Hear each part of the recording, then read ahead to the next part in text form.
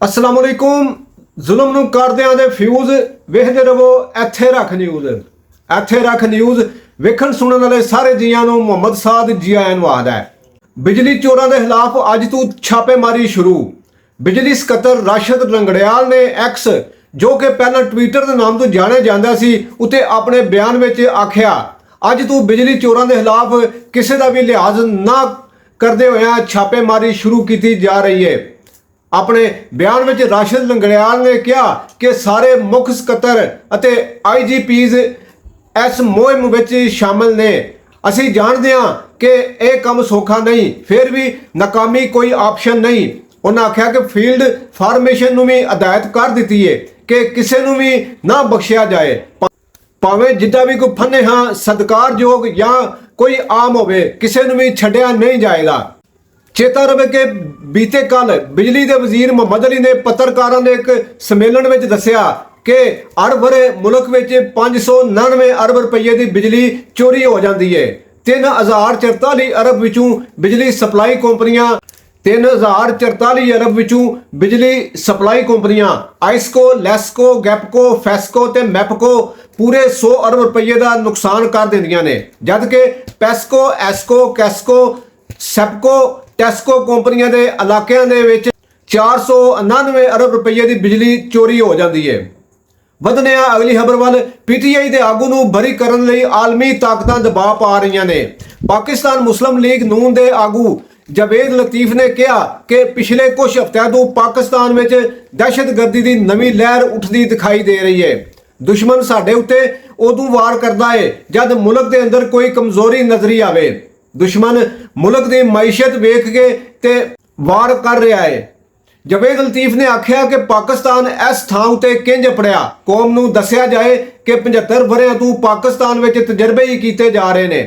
आलमी ताकतां कुछ मुल्कां नाल रल के तहरीक इंसाफ के आगू की हमायत में सामने आ रहे हैं। जावेद लतीफ का यह भी आखना सी कि 9 मई के होए कांड फिक्के पै रहे हैं तो आलमी ताकतां दबाव पा रही ने। इमरान खान का नाम ले बिना जावेद लतीफ ने आख्या 72 साल का नौजवान आंदा सी कि असी कोई गुलाम हाँ, असी गुलाम नहीं सानू गुलाम समझा जा रहा है।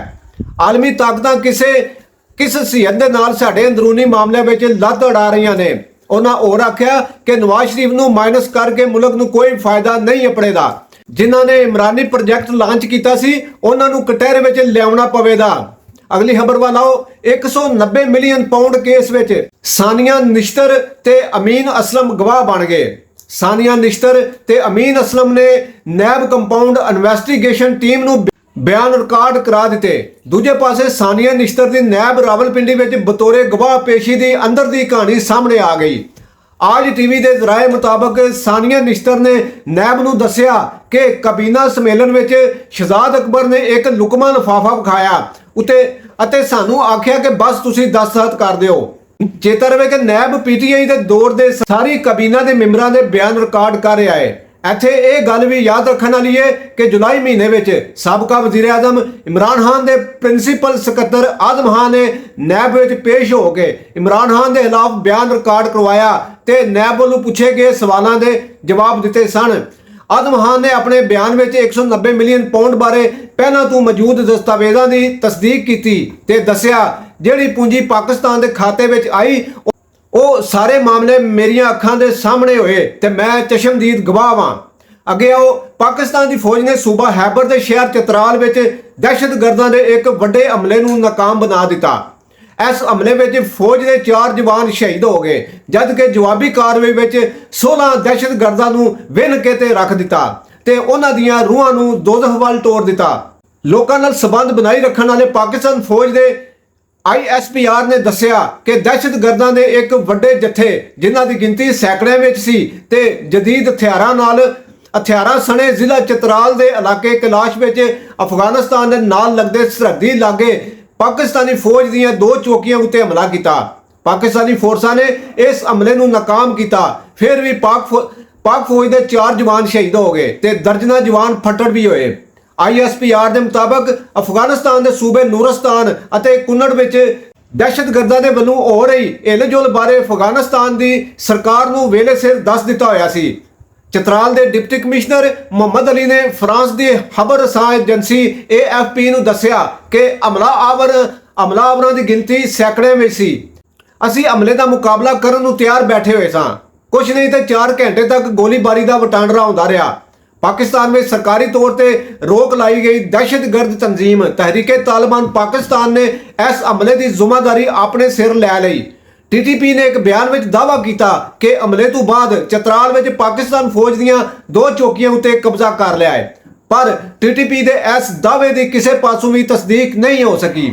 AFP ਦਾ ਕਹਿਣਾ ਸੀ ਕਿ ਅਫਗਾਨਿਸਤਾਨ ਵਿੱਚ ਤਾਲਿਬਾਨ ਦੇ ਮੁੜ ਅਫਗਾਨਿਸਤਾਨ ਸਰਕਾਰ ਵਿੱਚ ਆਉਣ ਨਾਲ TTP ਦਾ ਹੌਸਲਾ ਵੱਧ ਗਿਆ ਹੈ। ISPR ਵੱਲੋਂ ਜਾਰੀ ਬਿਆਨ ਵਿੱਚ ਇੱਕ ਵਾਰੀ ਫੇਰ ਅਫਗਾਨ ਤਾਲਿਬਾਨ ਉੱਤੇ ਜ਼ੋਰ ਪਾਉਂਦੇ ਹੋਏ ਆਖਿਆ ਕਿ ਉਹ ਅਫਗਾਨ ਇਲਾਕਿਆਂ ਵਿੱਚੋਂ ਦਹਿਸ਼ਤਗਰਦਾਂ ਨੂੰ ਨੱਥ ਪਾ ਕੇ ਰੱਖਣ।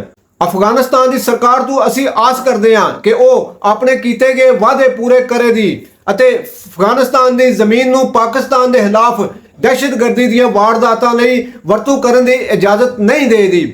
ਉਧਰ ਦੂਜੇ ਪਾਸੇ ਸੂਬਾ ਹੈਬਰ ਦੇ ਤੁਰਹਮ ਸਰਹੱਦ ਉੱਤੇ ਪਾਕਿਸਤਾਨ ਅਫਗਾਨਿਸਤਾਨ ਦਾ ਲਾਂਘਾ ਅੱਜ ਦੂਜੇ ਦਿਨ ਵੀ ਹਰ ਤਰ੍ਹਾਂ ਦੀ ਆਵਾਜਾਈ ਲਈ ਬੰਦ ਹੈ। ਅਗਲੀ ਖਬਰ ਵੱਲ ਵਧਦੇ ਹਾਂ। ਤੋਸ਼ਾਖਾਨਾ ਕੇਸ ਵਿੱਚ ਪੁਲਿਸ ਨੇ ਇਮਰਾਨ ਖਾਨ ਦੀ ਜਨਾਨੀ ਬੁਸ਼ਰਾ ਬੀਬੀ ਦੀ ਗ੍ਰਿਫਤਾਰੀ ਮੰਗ ਲਈ।